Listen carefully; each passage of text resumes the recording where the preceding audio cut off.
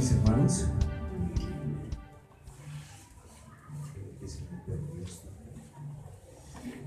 Abran sus Biblias, Hechos capítulo 20.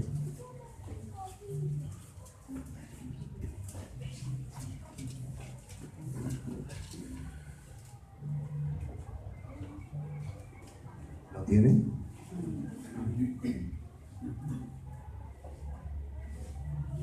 Vamos a leer en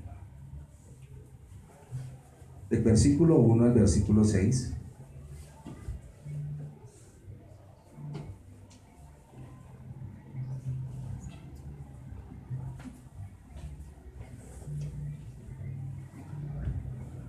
Entramos al estudio de tu palabra, Señor. Te suplico que por favor nos ayudes a entender. Estamos mirando la historia de lo que tú vienes haciendo con el apóstol Pablo, Señor, y con sus consiervos. Todo lo que tú has hecho, Señor, para bendición de nuestras vidas el día de hoy. Ayúdanos a que este estudio en esta mañana, Señor, sea edificante para nosotros, Dios, para nuestras vidas y para nuestros corazones. Mi Señor, quiero suplicarte algo. Tú sabes que nosotros no generamos fuerza, ni mucho menos santidad. Y quisiera que tu palabra en esta mañana, Señor, haga lo que ella misma dice, Señor. Que diga el débil, fuerte soy. Que todo el que tenga dolencia sea sanado por tu palabra, Dios. Aquel que tenga alguna carga en su mente y en su corazón pueda ser libre, porque donde está tu espíritu, allí hay libertad, lo dice tu escritura. Por lo tanto, Señor, esperamos en tu mano poderosa para que te lleves toda carga, todo dolor y todo sufrimiento. Muchas gracias, mi Señor y mi Dios. Después que cesó el alboroto, llamó Pablo a los discípulos y, habiéndoles exhortado y abrazado, se despidió y salió para ir a Macedonia. Después de recorrer aquellas regiones y exhortarles con abundancia de palabras, llegó a Grecia. Después de haber estado allí 3 meses y siéndole puestas acechanzas por los judíos para cuando se embarcase para Siria, tomó la decisión de volver por Macedonia, y le acompañaron hasta Asia Sópater de Berea, Aristarco y Segundo de Tesalónica, Gallo de Derbe y Timoteo, y de Asia Tíquico y Trófimo. Estos, habiéndose adelantado, nos esperaron en Troas, y nosotros, pasados los días de los panes sin levadura, navegamos de Filipos, y en 5 días nos reunimos con ellos en Troas, donde nos quedamos 7 días. Tomen asiento, mis hermanos. Alguien que me ayude con el estudio del domingo pasado.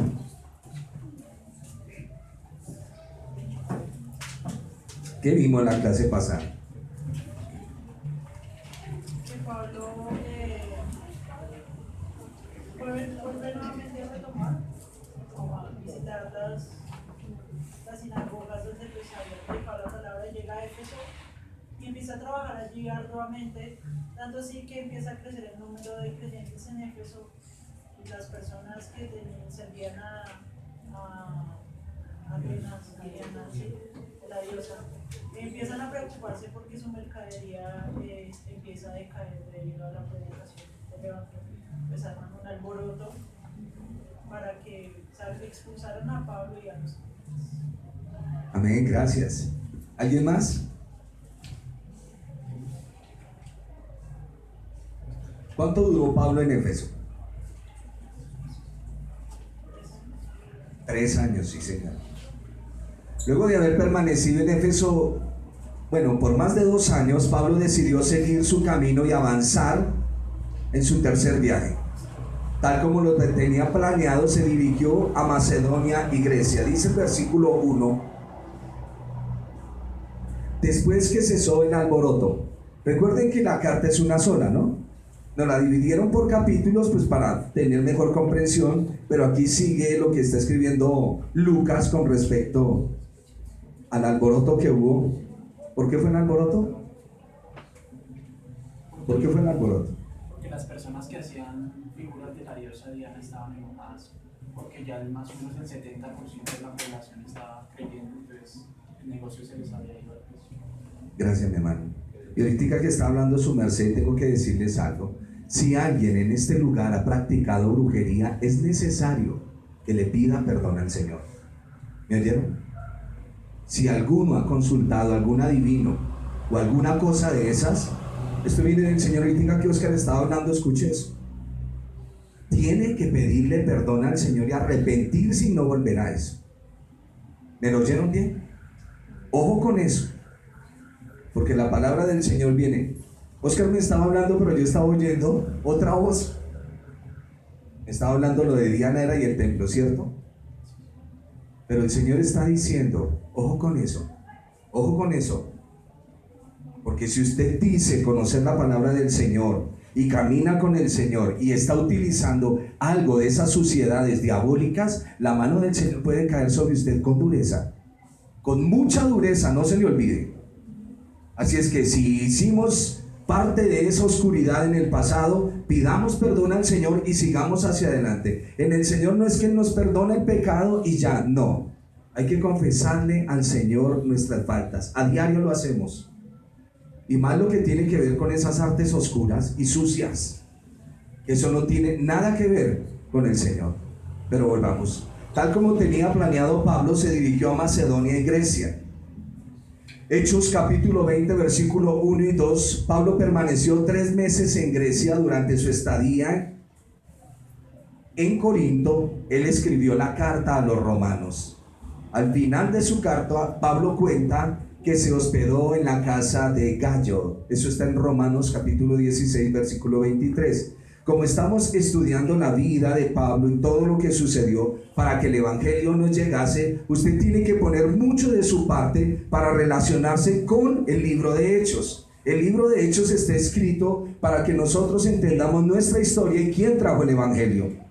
Cómo es que Saulo de Tarso comienza a visitar las sinagogas. Muchos creen que era que él estaba cumpliendo con el día de reposo.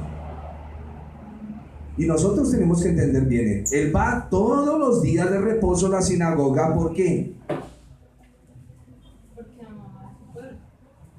Porque quería, cada vez que llegaba a una sinagoga, invitaban a la persona judía a que expusiera unas palabras. Y en todas las sinagogas donde Pablo entraba, Pablo es esa persona que usted no quiere invitar a su iglesia. ¿Me oyó? O si usted le pregunta a Pablo, venga Pablo, cuénteme de Jesús, agárrese duro, porque ese señor le va a hablar de una contundencia muy firme sobre el Señor Jesús. Pablo entra a las iglesias de hoy en día y ve ese relajo, y yo creo que nos tilda igual que las iglesias de Atenas. Por eso debemos de tener muchísimo cuidado en cuanto a la palabra y en cuanto al estudio. Y Pablo entraba a las sinagogas a compartir a sus hermanos judíos la fe del Señor Jesús. Y usted lo ve que va a las fiestas como la Pascua. Si el apóstol Pablo sabe que la Pascua es el Señor Jesús, y el Señor Jesús, que es nuestra Pascua, como él escribe, ya fue sacrificada, ¿a qué cree usted que va a la fiesta de Pascua? ¿A qué va a las fiestas de los panes sin levadura? ¿A qué va? Ahorita vamos a leer que él está, digámoslo así, se ocupa en demasía o se preocupa en ir a Jerusalén a la fiesta de Pentecostés. ¿Pero a qué quiere ir él a la fiesta de Pentecostés? ¿A qué creen? A predicar la palabra, a enseñarle a los hombres sobre Jesús. Y hay veces nos confundimos y pensamos que él todavía está celebrando estas fiestas. Él va a la fiesta con un objetivo de decirle a los judíos qué es lo que verdaderamente están celebrando, qué es lo que verdaderamente están haciendo. Pablo permaneció 3 meses en Grecia. No les he traído mapas, he sido descuidado en eso, pero es que no quiero tanto que su merced se me habitúe al mapa y me pierda la esencia del texto. Porque aquí en este capítulo 20 usted va a ver al apóstol llorando, despidiéndose, porque ya sabe por una revelación del Señor que le espera un martirio, que lo van a guardar y que de pronto él no los va a volver a ver, porque ya el Señor se lo advirtió. Después de su tiempo en Grecia, Pablo siguió su travesía, que era lo que estamos leyendo acá. Después de recorrer, verso 2,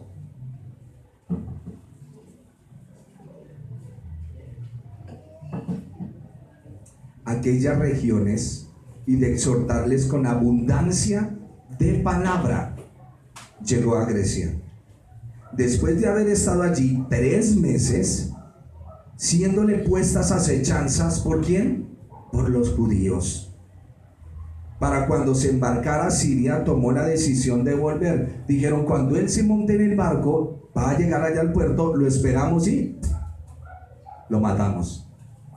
Pero sabiendo en las acechanzas, dice, no me voy en barco, me voy por tierra. Y se va por tierra. El sabio ve el peligro, huye y no perece. No espere que en el momento de peligro, sabiendo que tiene una salida, está esperando la intervención divina de un ángel. No le va a llegar. El sabio ve el peligro, huye y no perece. Cuando viene una advertencia del Señor, ¿qué debemos hacer? Claro, decirle, Señor, ayúdame. El Señor nos dice,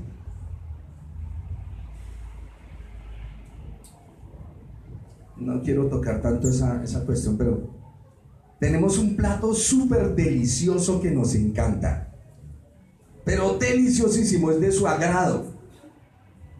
Usted cada vez que lo ve, se le hace la boca agua.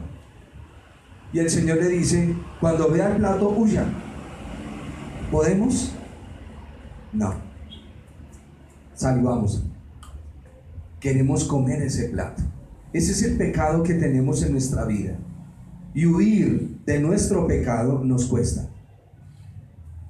Conocemos el versículo, huir pues de tal cosa y de la otra. Pero ¿podemos huir? Ya nos hemos dado cuenta que caemos muchas veces en el mismo hueco. Y la pregunta es, Señor, ¿cómo me vas a ayudar a salir? Y creo que la mejor manera es estar quietos y conocer que yo soy el Señor. Estén quietos y tengan confianza de que yo los voy a sacar de ahí. Entonces alguien dice, ¿dónde está el esfuerzo? Él es el que da fuerza al que no tiene, al que está cansado. Pero hay que escucharlo, hay que escucharlo. Oramos, suplicamos, le pedimos al Señor. ¿Quién no quiere salir de esa vida tormentosa? ¿Quién? Todos queremos ser libres. Yo quisiera irradiar una santidad, poder pasar como Pedro y con la sombra que se sale la gente, pero me veo envuelto en muchas situaciones aún en mi pensamiento, y es necesario rendir. Es que todavía no entendemos la frase, rendir la vida al Señor. ¿Usted sabe lo que es rendirse? Todavía tenemos fuerza para pelear, por eso no nos rendimos. Estamos leyendo los miércoles la vida de un hombre llamado David. Los hermanos que están dando las exposiciones ya comenzaron a ver a David madurar, lo están viendo perder su destreza, y en próximos capítulos lo van a ver envejecer, y la lámpara de Israel morirá. Y eso tiene que ser la enseñanza para nuestras vidas. Pero hoy estamos aquí con Pablo. Entremos a Hechos. Después de haber estado allí, él ve el peligro y dice, no me voy a ir en barco. Les dije en las clases pasadas que nos diéramos cuenta cuando Lucas está escribiendo acerca de ellos y cuando él se incluye con ellos. Cuando él dice nosotros y cuando dice ellos. Miremos lo que dice.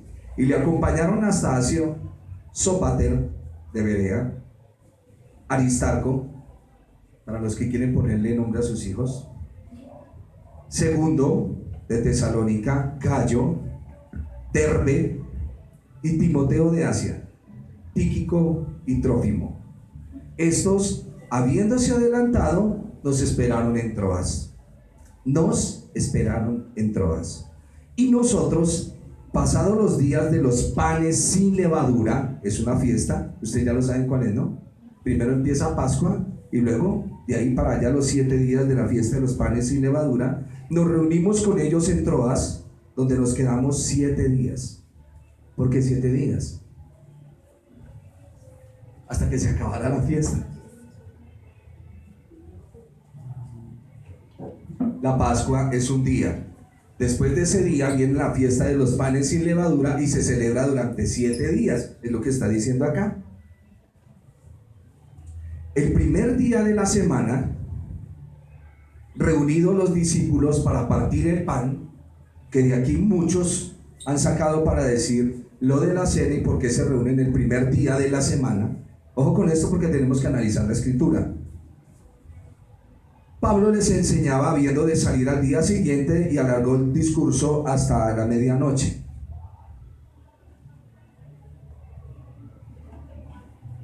Como les decía, no se fue en el barco, se fue a pie y llegó a Troas y Mileto. En Troas, Pablo se reunió con varios líderes de congregaciones de la región.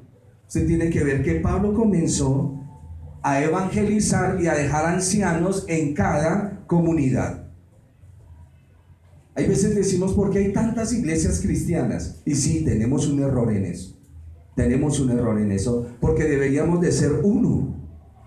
Pero debido a que en las iglesias se manejan ciertos intereses personales debido a los dirigentes de la iglesia, como está sucediendo en la sinagoga, fue necesario abrir otros lugares. Recuerde, Pablo llega a la sinagoga, habla del Señor. Los que se convierten al Señor dicen, ¿y ahora qué hacemos si acá en la sinagoga no quieren? Entonces salían y formaban sus comunidades.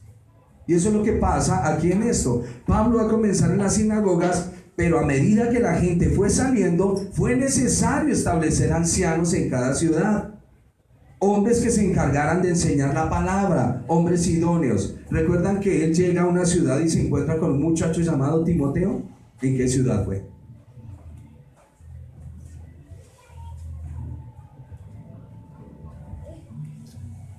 ¿En Listra?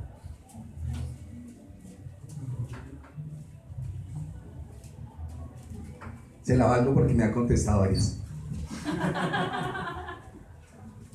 Bueno, se acordarán. Ahí les dejo la tarea. Nunca olviden estar repasando la escritura. Guarda la ley y el consejo y serán vida para tu alma. Aquí dice el versículo 8. Tienen que entender bien, ¿no? Porque en nuestro contexto la palabra lámpara significa una cosa, pero aquí es otra. Dice, y habían muchas lámparas en el aposento alto donde estaban reunidos. Y un joven llamado Eutico, cuando habla ahí de lámparas, hermano, lo que está hablando es de esas antorchas que iluminaban, ¿no? Lo que alumbra la noche. Porque en nuestro contexto puede ser diferente. Entonces vuelvo y les leo. El primer día de la semana reunidos los discípulos. Ay, ¿sí ve que ya se están reuniendo el domingo? No, ya les voy a contar qué es lo que pasa. El primer día de la semana reunidos los discípulos para partir el pan, Pablo les enseñaba y habiendo de salir al día siguiente, alargó el discurso hasta la medianoche. Y había muchas lámparas en el aposento alto donde estaban reunidos. Y un joven llamado Eutico, que estaba sentado en la ventana, rendido de un sueño profundo, por cuanto Pablo disertaba largamente, vencido por el sueño, cayó del tercer piso abajo y fue levantado muerto. Se mató Eutico en una predicación de Pablo. Pablo se reúne con la iglesia y están en día de reposo. ¿Cuál es el día de reposo? ¿El Shabbat o el sábado? Y se reunían en la mañana y Pablo está con ellos.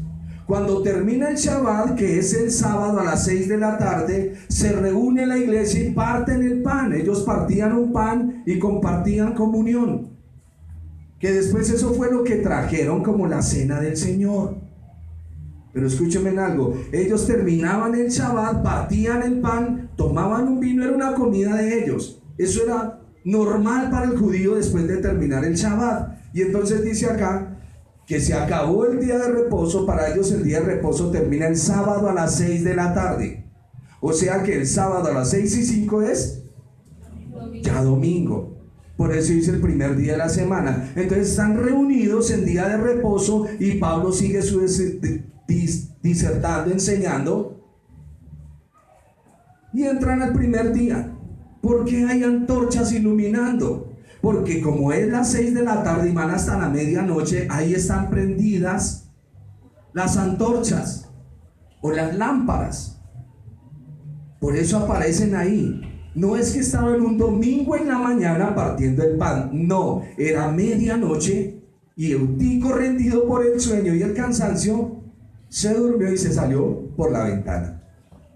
Recuerden que las ventanas eran ventanas.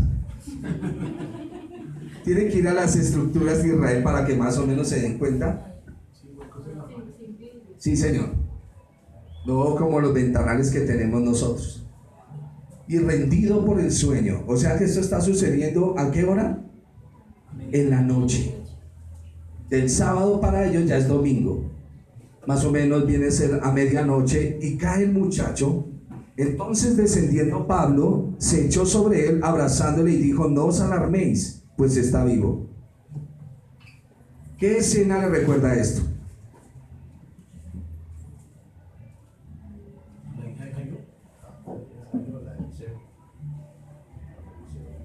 Alguien se acostó encima de alguien.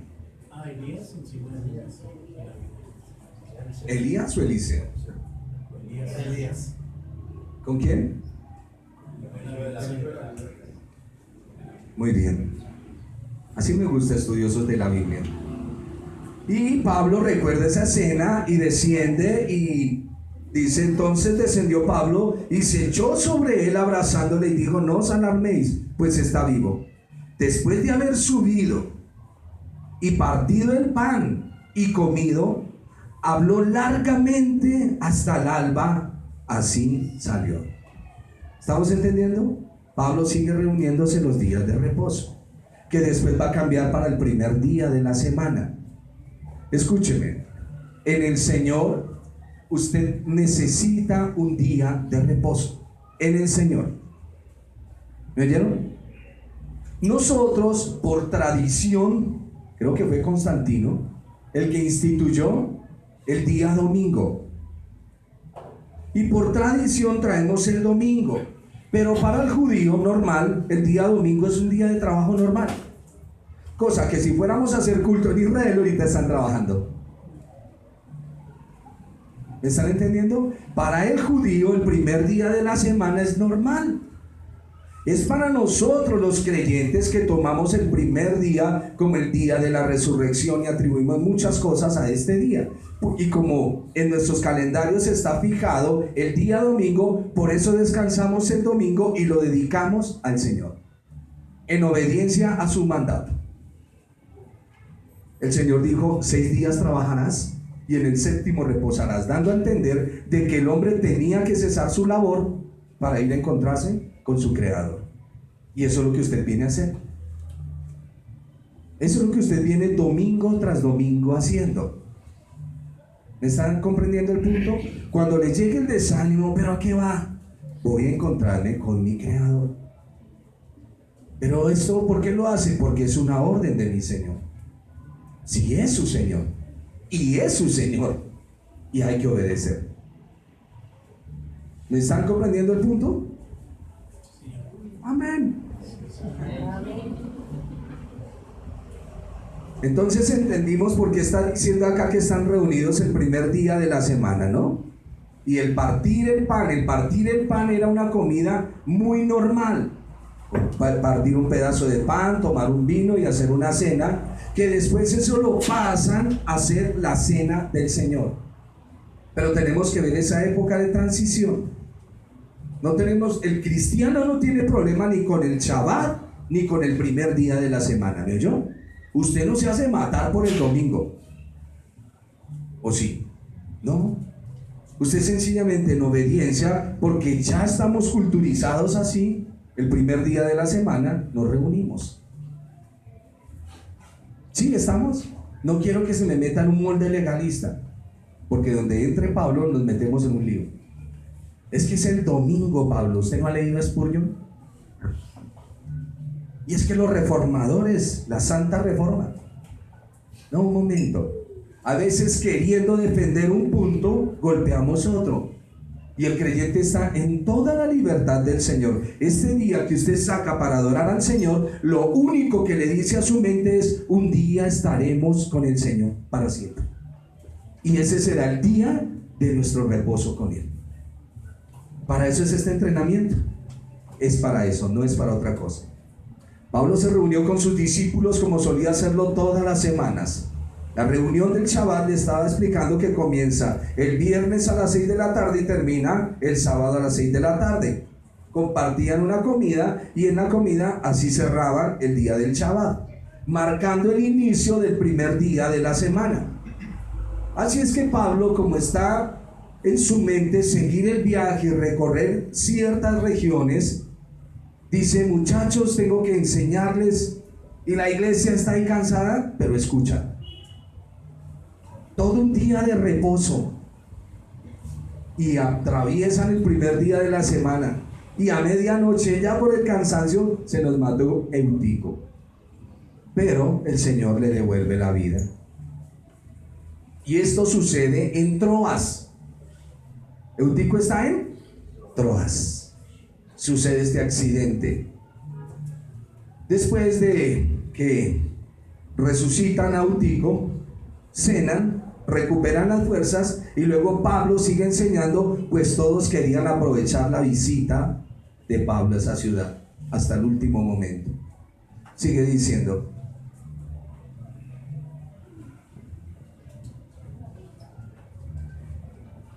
verso 12: y llevaron al joven vivo y fueron grandemente consolados.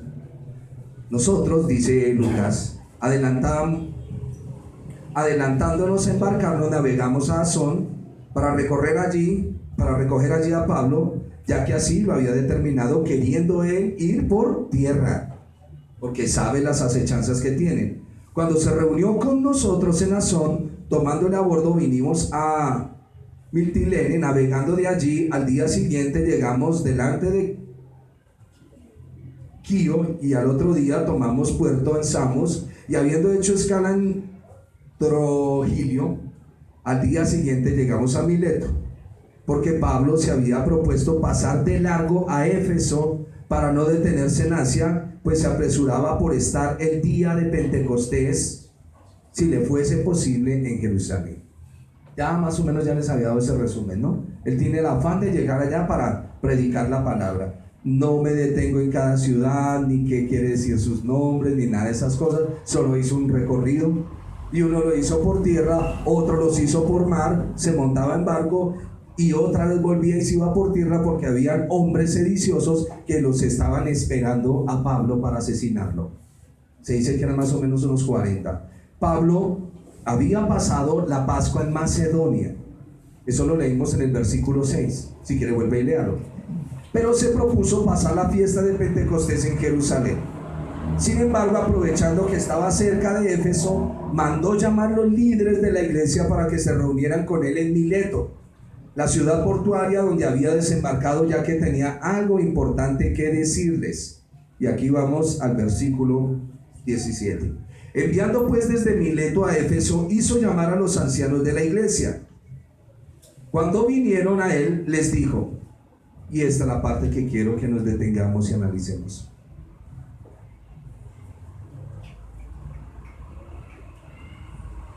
vosotros sabéis cómo me he comportado entre vosotros todo el tiempo desde el primer día que entré en Asia, sirviendo al Señor con toda humildad. Y quiero que usted escuche a Pablo, y me gustaría que usted fuera parte de ese auditorio, escuchando a Pablo diciéndole a la iglesia: por favor, escúchenme en esto y apréndanlo. Sirviendo al Señor con toda humildad y con muchas lágrimas y pruebas que me han venido por las acechanzas de los judíos. Esta predicación de Pablo le ha costado muchísimo a este hombre. Y he estado analizando mucho la vida de él. Y qué hombre tan tremendo para tener esa confianza en su Señor, que si usted lo analiza con cuidado, es un hombre que se para, desafía a toda una nación y comienza a predicar a Jesús. Y toda la gente comienza a convertirse, y a convertirse, y a convertirse, tanto que dicen: este tipo trae una nueva religión, este tipo viene hablando de un Mesías, de los nazarenos, y maldicen el camino. Y Pablo se gana una enemistad tan terrible, tanto que un día, ahí de viaje para Jerusalén, el Señor le da una revelación y le dice: Pablo, te esperan sufrimientos allá. Y luego aparece Ágabo y le dice también: usted va a sufrir allá. Así es que, ¿por qué más bien no se queda quieto? Y los hermanos comienzan a llorar y a suplicarle que no vaya. Pero él dice: si tengo que morir por causa de mi Señor, lo hago. No me importa. Y eso es un hombre con decisión. Eso me ha estado golpeando de verlo a él. No es una obstinación, es un hombre firme en su convicción. A él no le importa nada. Él solo quiere que todos conozcan quién es Jesús. Pero sigamos acá. Llama a los líderes y todos van a Mileto. Dice: sirviendo al Señor con toda humildad y con muchas lágrimas y pruebas que me han venido por las acechanzas de los judíos. A los que antes les sirvió, ahora lo persiguen. ¿Por qué? Porque esa es la razón del sectarismo fariseo religioso, que es donde debemos tener cuidado, todos nosotros. El fariseísmo está metido en las iglesias cristianas. Si usted va a una iglesia bautista, y perdónenme los bautistas, pero si usted no se bautiza de acuerdo a la creencia de ellos, usted no es salvo. Y si va a una iglesia pentecostal y usted no se bautiza y toma lo que ellos dicen, usted no es salvo. Dígame si eso no es sectarismo. Usted tiene que creer esto y esto y esto. Y nuestra confesión de fe dice esto. Y es muy necesario tener una confesión de fe. Claro que sí. Pero sacada de la escritura, no del pensamiento del hombre. Yo no puedo eliminar a nadie en la iglesia. Dijo el eunuco: ¿qué impide que yo sea bautizado? ¿Qué impide? Y es importante que nosotros analicemos la escritura y apliquemos lo que la Biblia dice. Nuestro sectarismo no nos lleva a ningún lado. Óigame, somos libres en Cristo. Somos libres en el Señor. Nadie los juzgue ni por comida, ni por bebida, ni por lunas nuevas, ni días de fiesta, ni días de reposo, dice el apóstol. Y vamos a entender muy bien lo que la escritura enseña. Sí, tenemos una enseñanza bíblica doctrinal. ¿Ha oído usted de las iglesias donde usted se tiene que volver a bautizar en el credo de ellos? Sí, los hay. Y con dolor a veces lo digo, yo no estoy en contra de nadie, pero tengo que decirlo. Los anabaptistas. Conozco, de lo que estoy hablando es porque lo conozco. No porque no lo conozco y estoy especulando, lo conozco y sé que el movimiento es así. Tanto que tenemos iglesias que unos creen que la salvación se pierde y otros que no. Y ahí están, creyentes peleando por conceptos radicales, pero no escriturales. Toman un versículo bíblico para armar su doctrina, pero ¿dónde está honrado el Señor? ¿En dónde? Y usted va a ver a Pablo solo hablando de Jesús. Ahí en el templo de Diana no le echaban la culpa de que él estaba en contra de Diana. ¿Y qué dijeron? Él no había dicho nada en contra de él. Nada, solo está predicando a su Jesús, a su Mesías. Él nunca fue en contra de ellos. Y es importante que nosotros en nuestras exposiciones no terminemos peleando, y aunque mis palabras ahorita hacia ciertas denominaciones, no terminemos peleando los unos con los otros, sino en exposiciones claras en la doctrina. Hay iglesias que si usted no habla en lenguas, usted no es salvo. Y aquí tengo más que 10, 15 que no hablan en lenguas, pero son salvos. Porque el Espíritu del Señor da testimonio de que ustedes son hijos de Él. Y se lo dice a su corazón. ¿Estamos? Y si usted habla en lenguas, qué bueno. Qué bueno. No tenemos problema con eso. Lo importante es el sello del Espíritu en su vida y en su corazón. Pero nuestras iglesias se han dividido por conceptos, por pensamientos. Que yo soy puritano, que yo soy calvinista, que yo soy de los hugonotes. Y una cantidad de cosas. Los hugonotes es de la misma corriente de Spurgeon. Y el uno piensa una cosa y el otro piensa que sí. Pero la verdad es que nuestra mente debe estar cautiva por la palabra. Pablo tiene su mente cautiva por la escritura. No peleé por un bautismo. No peleé por eso. Aunque yo soy un poco radical en cuanto a la cena. Me gusta que el pan sea sin levadura y que el vinito sea jugo de uva sin fermentar. Porque me gusta que los símbolos sean, aunque son símbolos, ¿no? Pero que traten de acercarse a lo que queremos enseñarle a nuestra mente. Y dice Pablo, sirviendo al Señor con toda humildad. Esto es cuando él dice, con muchas lágrimas y pruebas que me han venido por las acechanzas de los judíos. En todo lo que lo hemos visto aquí, usted no ha visto una sola lágrima, pero ahí nos está diciendo que ha llorado mucho. Ha llorado mucho el apóstol por traernos el evangelio. Ha sufrido mucho. Y como nada que fuese útil, he rehuido de anunciaros y enseñaros públicamente por las casas.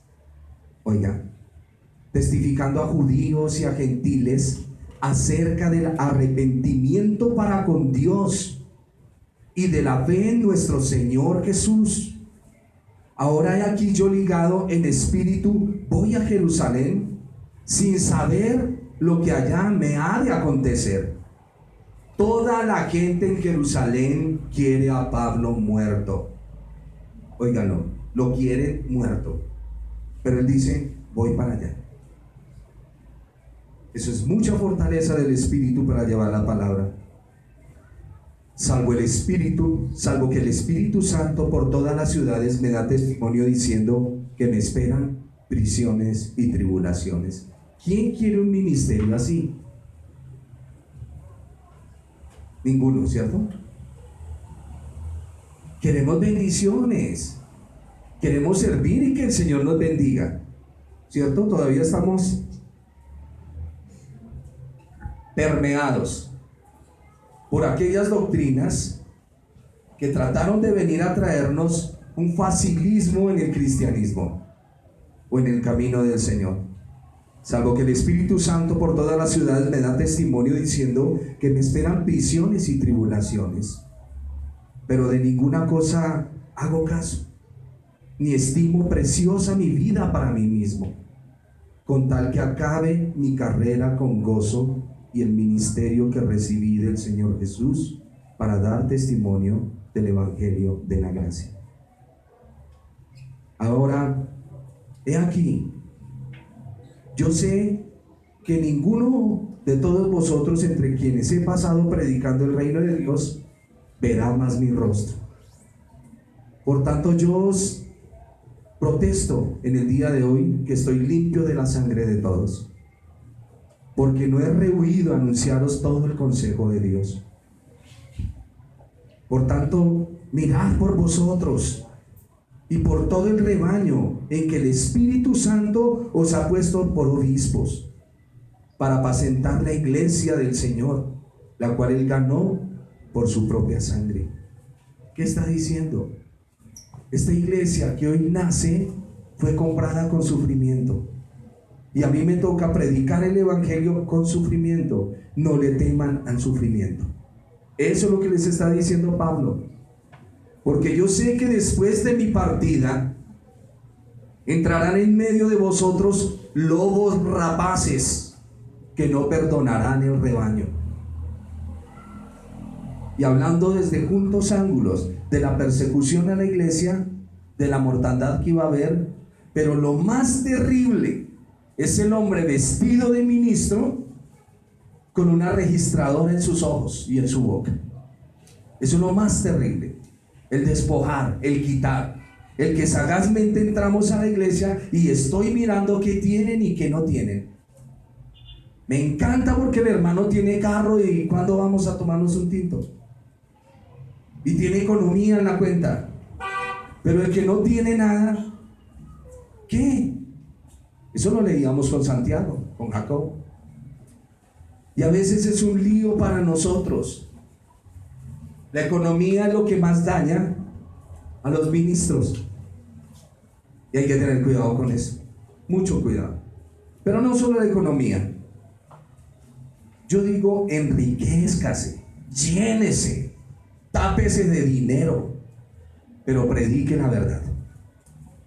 No salga con cuentos, no enrede la gente, no le enseñe un evangelio disparatado, una mentira, una burla. Llénese, pero predique la verdad. Y me molestan los hombres que viviendo de la obra del Señor no se ocupan un solo instante en escudriñar la palabra. Solo quieren oírlo de los otros lados. Recuerden que la palabra del Señor viene por revelación. Y la revelación tiene que ser clara y directa. Y para que usted reciba revelación, necesita ser humillado. Es solo allá, en ese lugar de oración, cuando entramos. Uno de los peligros más grandes que tenemos nosotros, cuando hablo nosotros, ¿quiénes somos? Nosotras. Es que porque yo ya no hago esto, ya no me echo gel en el pelo, ya no uso tal perfume, ya soy santo, y comienzo a mirar a los demás por encima del hombro, porque yo ya no hago esto ni hago lo otro. Pregunta, ¿usted cómo fue recibido? ¿En gracia o por su propia justicia? O sea, que la justicia que usted presenta delante del Padre no es otra que aquel hombre colgado en el madero, llamado Jesús. Así se llama su justicia. Porque si vuestra justicia no fuere mayor que la de los escribas y fariseos, no entraréis. Ellos oran 3 veces al día. ¿Usted? Ellos se inventaron muchos diezmos, hasta la menta, el eneldo y el comino. ¿Usted? Ellos iban por las plazas y les encantaban las salutaciones, iban vestidos de tal manera que se veían santos. ¿Usted? Si vuestra justicia no fuere mayor que la de los escribas y fariseos, no entraréis. Señor, no puedo entrar y nunca voy a poder, pero en tu nombre. Eres tú mi boleta de entrada al cielo, eres tú la ofrenda que hay que presentar. No tratemos de mostrar nuestra propia justicia delante de los hombres, porque eso es un trapo de inmundicia, dice el Señor. El Señor nos viene ayudando, y gracias al Señor por lo que usted ha podido dejar. Bendito sea mi Dios. Pero no juzgue a los que no han podido soltarse. No los juzgue. Y aunque se lucha, pero no juzgue. Estamos llamados a ser parte de la solución, no del problema. La gracia del Señor está con cada uno de nosotros. Me fascina esa canción que dice que si me vieran tal cual soy, se enterarían que es Jesús.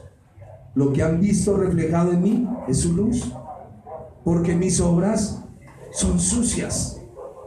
Mire lo que sigue diciendo Pablo, versículo 29, porque yo sé que después de mi partida entrarán en medio de vosotros lobos rapaces, que no perdonan el rebaño. Ojo, y de vosotros mismos se levantarán hombres que hablen cosas perversas para arrastrar hasta así discípulos. ¿Ha visto hombres que dividen iglesias? Duro. Eso es como el hombre que se mete a su casa a robarse su mujer. Es la misma historia, desbaratar familias. Cuidado con esto. Y de vosotros mismos. Tened cuidado de ti mismo y de la doctrina, pues haciendo esto te salvarás y ayudarás a salvar a los que te oyeren. ¿Eres un lobo? ¿O eres oveja? ¿O eres oveja con orejas de lobo? ¿Qué eres? Aquí todos son ovejas. Espero en el Señor. Todos somos ovejas del Señor. Características de un lobo. Quiere dañar la iglesia. Cada vez que usted mira a una hermana en la iglesia, ¿cómo la mira? ¿Con ojos de amor en el Señor o con perversión en el corazón? Hay que tener cuidado y el Señor nos ayude. El Señor nos ayude, no venimos a dañar a nadie. Versículo, ¿en cuál vamos? Y de vosotros mismos se levantarán hombres que hablen cosas perversas para arrastrar tras sí a los discípulos. Por tanto, velad, acordándoos que por 3 años de noche y de día no he cesado de amonestar con lágrimas a cada uno. Yo me imagino el corazón de ese hombre. ¿Se lo imagina usted? ¿Ha visto esos hombres llorones? Pero este es un hombre compasivo, llorando, diciéndoles: mire, tengan cuidado, por favor. Por eso es que les está diciendo. Y si está registrado es porque es así. Y ahora, hermanos, os encomiendo a Dios y a la palabra de su gracia, que tiene poder. Ojo con esto. Hermanos, os encomiendo a Dios y a la palabra de su gracia, que tiene poder para sobreedificaros y daros herencia con todos los santificados. Si usted no está leyendo la escritura y usted no tiene interés por este libro, usted tiene un problema. Usted tiene un problema en su vida. Su corazón tiene que amar ese libro. Su corazón tiene que buscar al Señor en ese libro. Y tiene que encontrarlo, y lo va a encontrar. ¿Cuál es su interés cuando viene a la iglesia? Escudriñese usted mismo. A mí no me engaña. ¿Sí ha visto que la persona que dice una mentira tiende a engañar? ¿Y el primer engañado quién es? Él. Él. Los abogados siempre a los presos les dicen: dígame toda la verdad. Porque si usted no me dice la verdad, ¿para quién es el problema? Para él. Dígame la verdad. Y así yo sé con qué armas pelear. Hijitos, si hubiéramos cometido pecado, abogado tenemos para con el Padre, a Jesucristo el justo. Todos de una u otra manera fallamos al Señor, pero es necesario ir y decirle sin mentiras: Señor, es que yo quiero cambiar esto, pero en mi corazón no quiero. Por favor, escudriñémonos nosotros mismos. La palabra de su gracia es la que nos santifica. Dice Pablo: ni plata, ni oro, ni vestido de nadie codiciar. Antes vosotros sabéis que para lo que me ha sido necesario, a mí y a los que están conmigo, estas manos me han servido. En todos he enseñado que trabajando así se debe ayudar a los necesitados y recordar las palabras del Señor que dijo: más bienaventurado es dar que recibir. Pero eso no está en la Biblia. Cuando usted va a los evangelios a leer eso, ¿en qué momento el Señor dijo eso? No está registrado en la Biblia. Pero de que el Señor lo dijo, lo dijo. Si usted lee una partecita por allá en el evangelio de Juan, Juan dice: hubieron tantas palabras y tantos hechos que el Señor hizo, que si aún los escribiéramos, no cabrían los libros en el mundo. Pablo está utilizando una expresión que el Señor dijo, y aunque no esté registrada, el Señor lo dijo. Y está en la boca del apóstol, siendo inspirado por el Espíritu. Jesús dijo: más bienaventurado es dar que recibir. Cuando hubo dicho estas cosas, se puso de rodillas y oró con todos ellos. Entonces hubo gran llanto de todos, y echándose al cuello de Pablo le besaban, doliéndose en gran manera por la palabra que dijo, de que no verían más su rostro, y le acompañaron al barco. Y aquí va a seguir su viaje. Y es importante que nosotros en nuestra congregación, cuando hablo de nuestra congregación, primero parto desde su corazón, ¿no? Usted mírese cómo está ministrando su vida en el Señor. Ojo, aquí no estamos con hombres y mujeres perfectos, perfectos ante los ojos del Padre. Pero por favor, que la gracia fluya de sus labios. Gracia. El apóstol dice que tu palabra debe ser con gracia, mejor sazonada, a fin de dar gracia al oyente. Cuidado con lo que hablamos. Cuidado con lo que decimos. A veces nos falta la fe. Pero cada vez que le falla a usted la fe, cada vez que hay una tribulación en su casa por causa del Señor, una tribulación en su hijo, le recomiendo, vaya y mire a Pablo. Vaya y mírelo. Si este hombre pudo, con la ayuda del Señor nosotros también podemos. El Señor nos ha dado profecía, ustedes van a sufrir mucho, no. Solo nos dijo, en el mundo tendréis aflicción. Y hay un pero. ¿Cuál es el pero? Confiar en el Señor, confiar en Él. El domingo pasado creo que era que cantábamos las palabras del apóstol: aquel que la buena obra empezó, será fiel en completarla. Por más que no la veamos en nuestra vida, por más que no la veamos en nuestros hijos o aún en nuestros nietos, aquel que la buena obra empezó, la completará hasta el día del Señor Jesús. Aquí tenemos el testimonio de Pablo enseñándoles a sus discípulos, diciéndoles: me voy. La iglesia lloró, no vuelven a ver a Pablo, no lo vuelven a ver. Pablo va a seguir su camino y lo vamos a acompañar. Va a seguir ahorita, llegará a Jerusalén, lo vamos a ver llegar. Pero aquí se está despidiendo de las iglesias. Muchachos, ya el Señor me permitió venir 1 y 2 veces. Y creo que ya no voy a poder venir más, porque ya los judíos me están persiguiendo y no me van a perdonar la vida. Y eso es lo que tiene Pablo en mente. Aunque el Señor sabe cómo va a ser la muerte de Pablo. Pablo no lo sabe. Ya una vez recibió la sentencia de muerte en Listra, ¿lo recuerdan? Cuando lo dejaron como muerto. Y es importante cada vez que su merced y yo hablemos de un personaje de la Escritura, hablemos con respeto. Porque aquí estamos aprendiendo cómo sufrieron para extraer el Evangelio. Me molesta cuando usamos palabras despectivas como Jesús dijo, el Señor Jesús, el apóstol Pablo, el apóstol Pedro. Familiarizados con ellos, el patriarca Jacobo, Abraham, hombres que caminaron por esta tierra y vivieron lo que nosotros estamos viviendo. Estamos mirando, vuelvo otra vez en Samuel, el dulce cantor de Israel, pero vemos que su vida no es tan dulce, porque eso suena lindo, el dulce cantor de Israel,